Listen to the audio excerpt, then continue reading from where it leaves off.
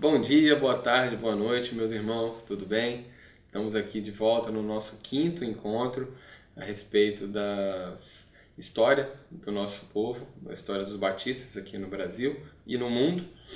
E como a gente terminou no nosso último encontro, estávamos falando a respeito das igrejas que começaram aqui no Brasil, com os Bagby, com os Taylor, posteriormente aí a criação da CBB, da Convenção Batista Brasileira.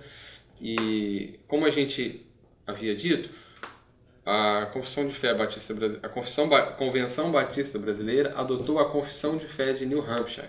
Os batistas, eles historicamente sempre adotaram confissões de fé e não credos, porque entende-se que o credo ele é um conjunto de princípios, regras e ditames pelos quais se governa, se orienta uma religião. E os batistas eles acreditam que o que vai trazer princípios, regras e ditames para a religião é tão somente a Bíblia, tão somente as Escrituras, ela que deve ser seguida e praticada pela igreja e individualmente por cada cristão. Além disso também, os batistas, e isso vem desde os puritanos, né, eles acreditam em uma liberdade de consciência, onde as pessoas elas são responsabilizadas diante de Deus e dos homens pelos seus atos. Mas isso não significa que os batistas não têm uma confissão de fé. A confissão de fé de New Hampshire, que foi redigida em 1833, foi a nossa confissão de fé aqui das igrejas batistas durante muitos anos. Até 1986, nós tínhamos a confissão de fé de New Hampshire como a declaração de fé das igrejas batistas do Brasil. Porém, no ano de 1978, em uma assembleia anual da Convenção Batista Brasileira, foi-se entendido que as igrejas batistas brasileiras precisavam de uma declaração de fé própria, uma declaração de fé que fosse feita pelas igrejas brasileiras. Então, em 1978, foi instaurada ali uma comissão de elaboração da declaração de fé das igrejas batistas do Brasil, e essa comissão então começou a trabalhar em 1978 e somente em 1986 é que essa declaração foi então aprovada ali pela Assembleia da CBB. Então, a partir de 1986, a gente deixou de ter a Declaração de Fé das Igrejas Batistas do Brasil, que era a Confissão de Fé de New Hampshire traduzida para o português, e passamos a ter a Declaração Doutrinária da CBB, Declaração Doutrinária da Convenção Batista Brasileira, que é a que nós temos hoje em dia. É a Declaração Doutrinária que vigora hoje em dia aqui na nossa convenção. A partir de determinado momento na história, surgem outras igrejas aqui no Brasil que também adotaram o nome batista, porém não seguiam ali os princípios que estavam declarados na declaração doutrinária da CBB. E o nome Batista é o nome que traz aí um peso tradicional, por ser uma igreja já antiga, por ser uma denominação já antiga. Então, algumas outras igrejas começaram a adotar o nome Batista. E aconteceu que houve no mundo e aqui no Brasil também um movimento dentro das igrejas evangélicas chamado de pentecostalismo, e dentro desse movimento pentecostal surgiram igrejas batistas que começaram a adotar o movimento pentecostal, o que não estava de acordo com a declaração doutrinária da CBB. Então, essas igrejas batistas pentecostais, avivadas, ou reavivadas, como às vezes também eram chamadas, não estavam se filiando, não podiam ali se filiar à CBB, porque não adotavam ali as práticas que constam na declaração da CBB. Então, foi criado no Brasil então a CBN, que é a Convenção Batista Nacional. A CBN ela foi criada em 1967. Então a CBN, ela existe até hoje, mas é a Convenção das Igrejas Batistas Avivadas, Igrejas Batistas Pentecostais.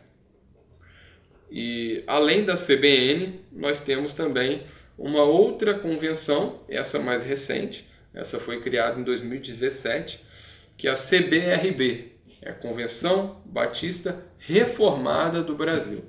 Ela foi criada em 2017 e fazem parte dessa convenção, as igrejas que têm uma orientação dos batistas particulares, uma orientação mais calvinista. Então elas são chamadas de batistas particulares por isso. Então a gente tem aí, desde 2017, a fundação da CBRB.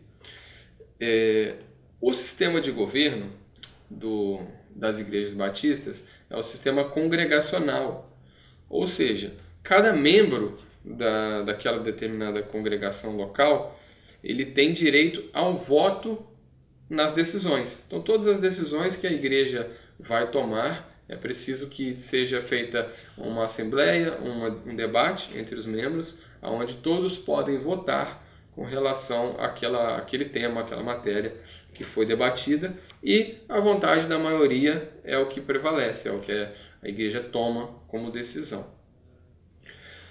Um outro princípio também das igrejas batistas, além do sistema ser um sistema democrático congregacional, é a autonomia, né?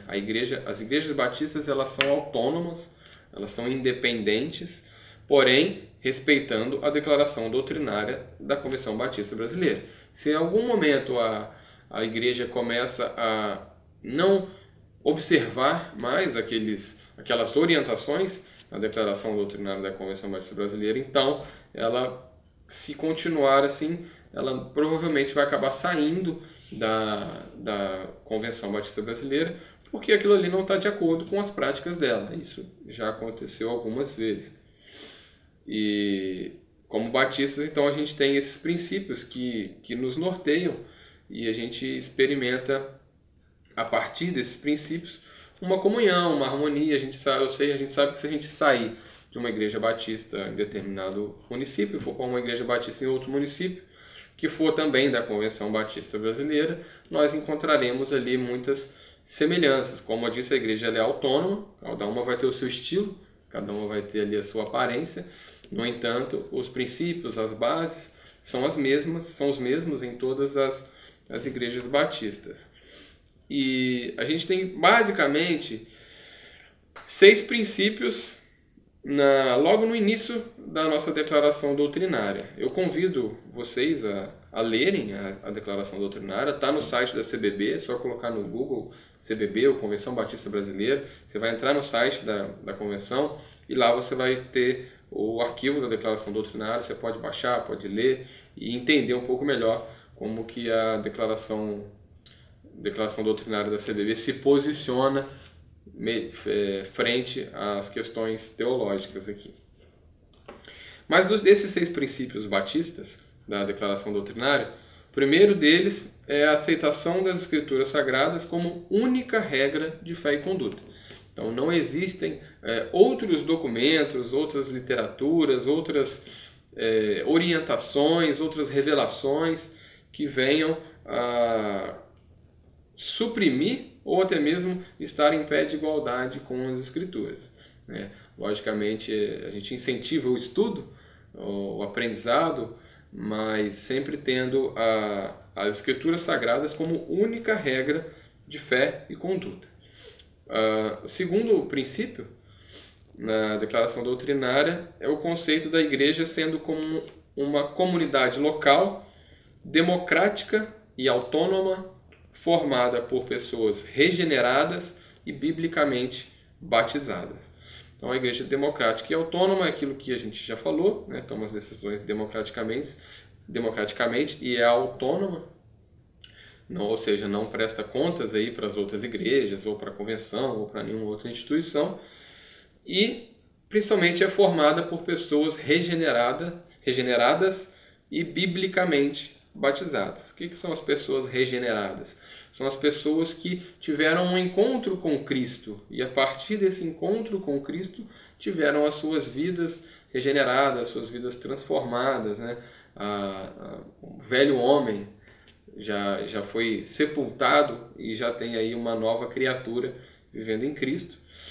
Essa é a pessoa regenerada e biblicamente batizada. A gente entende que é aquele que é batizado segundo o que a Bíblia nos orienta com relação a ser uma decisão pessoal, uma decisão que a pessoa toma ali baseado no entendimento, baseado na fé, baseado no raciocínio dela, e ela faz isso de maneira voluntária. Então ela passa pelo batismo esse que hoje nós praticamos por imersão. As igrejas batistas praticam hoje o batismo por imersão.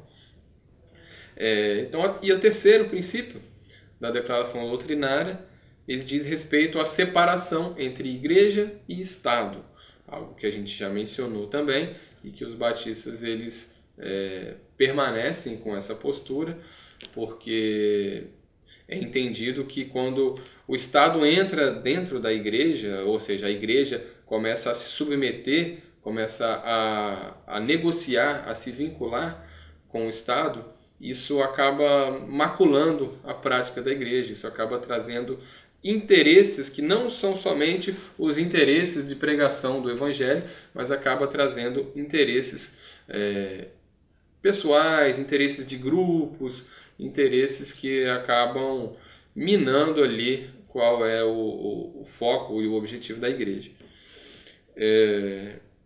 O quarto ponto é a absoluta liberdade de consciência, né? É entendido que cada um vai prestar contas a Deus, cada um presta contas de si, e essa decisão, essa conversão é o que acontece individual, né? Que a gente brinca que filho de crente não necessariamente é crentinho, então por isso faz-se necessário que as crianças sejam evangelizadas, as crianças sejam ensinadas no caminho em que devem andar, para que quando elas crescerem elas não se desviem dele, né? Então, esse é um outro princípio da declaração doutrinária. Um quinto princípio é a responsabilidade individual diante de Deus, ainda relacionado aí com o quarto princípio, né? Que é a gente, cada um de nós prestarmos contas diante de Deus.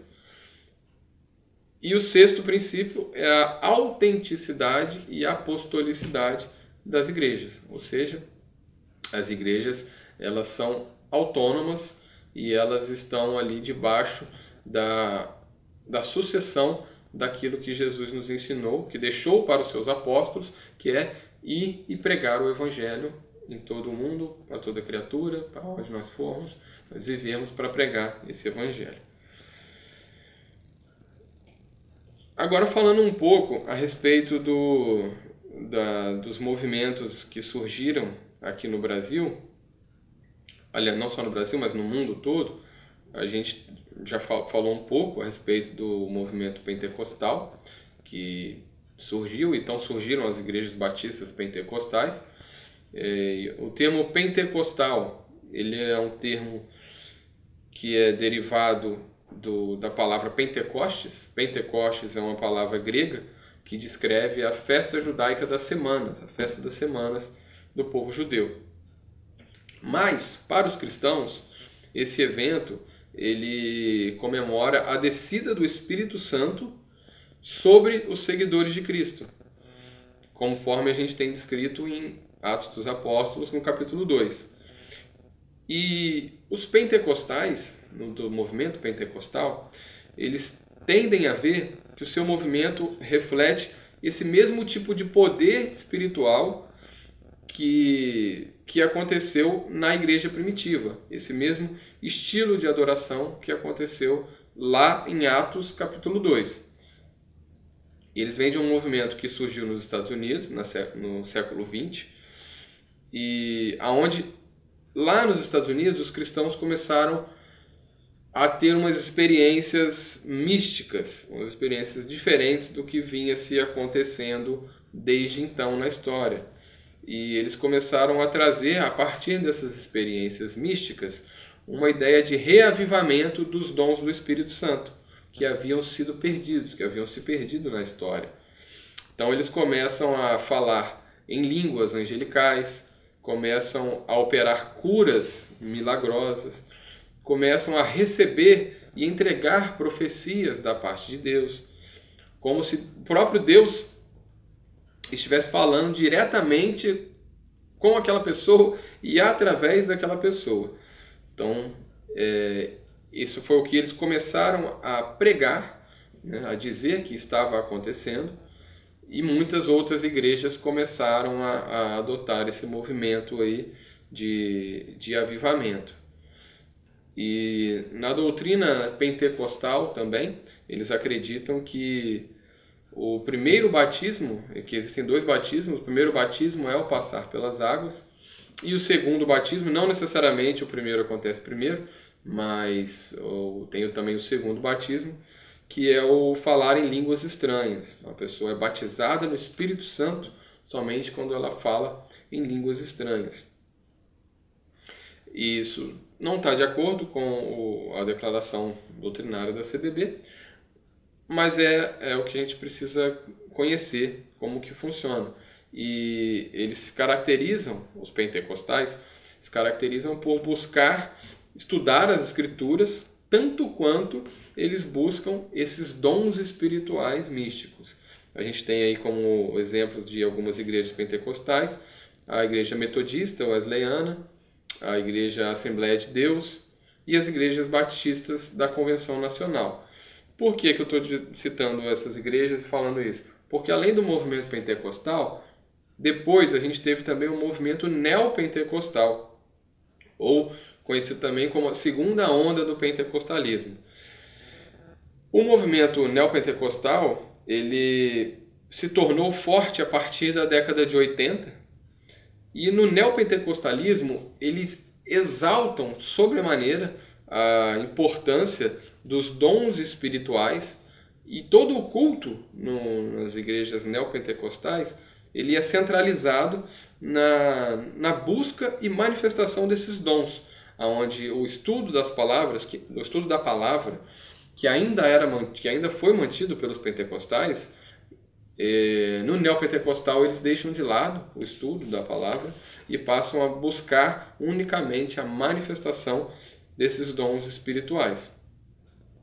Então, práticas comuns em algumas igrejas neopentecostais são profecias, pessoas falando em línguas estranhas durante o culto, em grande parte do culto, orações de cura, expulsão de demônios, entrevista com o demônio e por aí vai. E nesses cultos neopentecostais não existe muita ordem, as pessoas vão fazendo, vão se manifestando, vão de acordo com o que vão sentindo ali na hora, é o que vai acontecendo. E as igrejas neopentecostais geralmente são associadas à teologia da prosperidade, porque eles pregam que Deus quer que todos os seus filhos sejam ricos, e aqueles que não são ricos é porque estão em pecado.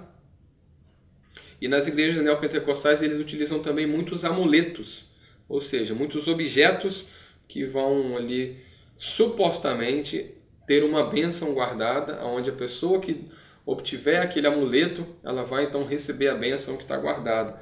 Por exemplo, tem rosa ungida, água ungida, sal ungido, cajado ungido, paletó de Israel, paletó sagrado, pedra de Israel, enfim. E são esses amuletos que são característicos das igrejas neopentecostais.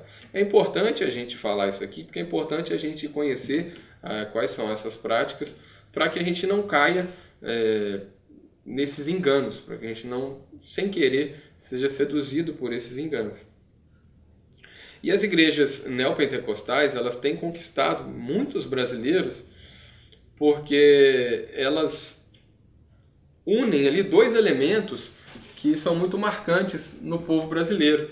Não só no povo brasileiro, mas acho que nas pessoas de uma maneira geral, mas sobretudo a gente vê isso aqui no Brasil, né? O primeiro deles é o sincretismo religioso. Aqui no Brasil a gente tem um sincretismo religioso muito grande. onde as pessoas misturam elementos do catolicismo com elementos do protestantismo, com elementos do espiritismo, com elementos do budismo, e no final faz aquela coisa toda ali, bota uma pedrinha aqui, faz uma fezinha ali. E isso é uma característica do povo brasileiro, que é essa mistura, né, essa miscigenação. E as igrejas neopentecostais, elas fazem isso. Elas pegam elementos ali que são de outras ordens religiosas e internalizam isso nos cultos, né? E o segundo, acho que é de todo ser humano também, que é a promessa de bênçãos espirituais. Então, quem que não quer uma bênção, né? Quem que não quer ficar rico, quem não quer ganhar um carrão, ganhar uma casa grande?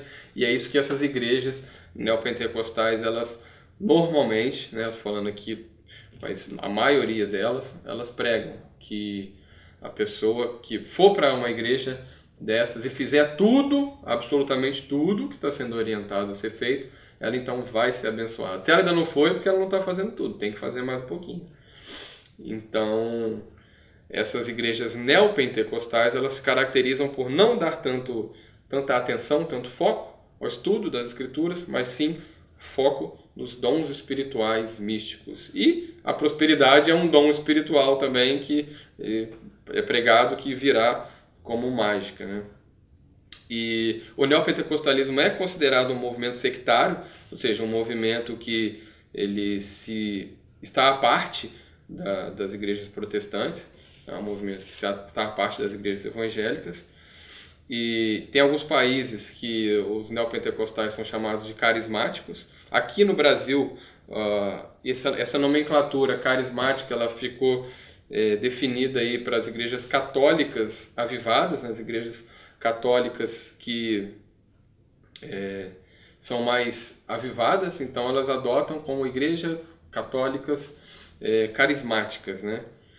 E como exemplos de igrejas neopentecostais aqui no Brasil, a gente tem a Igreja Universal do Reino de Deus, do Edir Macedo, a gente tem a Igreja Mundial do Poder de Deus, do Valdemiro, e a gente tem a Igreja Internacional da Graça de Deus, que é a igreja do RR. Reparem que essas igrejas, todas elas têm uma figura central, que é uma figura com muita eloquência, com muita retórica, que traz ali todo esse arsenal de coisas que nós conversamos aqui. E por último, a gente tem as igrejas tradicionais. A gente tem as igrejas que são chamadas de tradicionais, como sendo as igrejas históricas, que são aquelas igrejas mais antigas, que o seu nascimento se deu há alguns séculos atrás, mais próximos ali do início da Reforma Protestante. As igrejas tradicionais, elas datam ali a partir do século XVI, início do século XVII, e as igrejas tradicionais, elas geralmente são igrejas que rejeitam essa ideia de um reavivamento na história, da chamada busca por dons espirituais. Acreditam que esses sinais milagrosos eles eram mais comuns no período bíblico, tá? As igrejas tradicionais elas não desacreditam dos dons milagrosos que a Bíblia relata. No entanto, ela acredita que eles eram mais comuns nos tempos da Bíblia. E quando Jesus e os apóstolos, de fato, estavam ali operando, realizando esses milagres, e quando acontecem esses sinais miraculosos, é justamente para marcar a transição do tempo da lei, o tempo em que os judeus viviam, o tempo em que o Antigo Testamento foi escrito, para o momento da graça, para o tempo em que tanto judeus quanto gentios eles teriam acesso a Deus a partir da graça, a partir do sangue de Cristo. Então esses sinais miraculosos que aconteceram ali no período do Novo Testamento, eles têm esse intuito de nos mostrar a transição da lei para a graça. E importante a gente ressaltar, né, só fazendo aqui um retorno, quando a gente falou a respeito do neopentecostalismo, que eles dão ênfase nos dons e não se preocupam com o estudo da Bíblia, eles eventualmente citam a Bíblia, né? Eles citam passagens da Bíblia. Mas não é porque eles citam passagens da Bíblia que eles necessariamente sejam cristãos, né? Nós temos outras religiões que citam a Bíblia, como por exemplo os espíritas, eles citam versículos da Bíblia, os Rastafari, eles citam versículos da Bíblia também, e no entanto eles não são cristãos. Por isso que a gente considera o neopentecostalismo como um movimento sectário, um movimento à parte aí da igreja evangélica. Então, e voltando agora para as igrejas tradicionais, a gente tem também como uma característica das igrejas tradicionais a busca pelo estudo da palavra, pelo conhecimento das escrituras, pelo aprendizado a partir do que a Bíblia nos ensina. E a gente tem como as principais igrejas tradicionais a Igreja Batista, a Igreja Metodista do Brasil e a Igreja Presbiteriana também.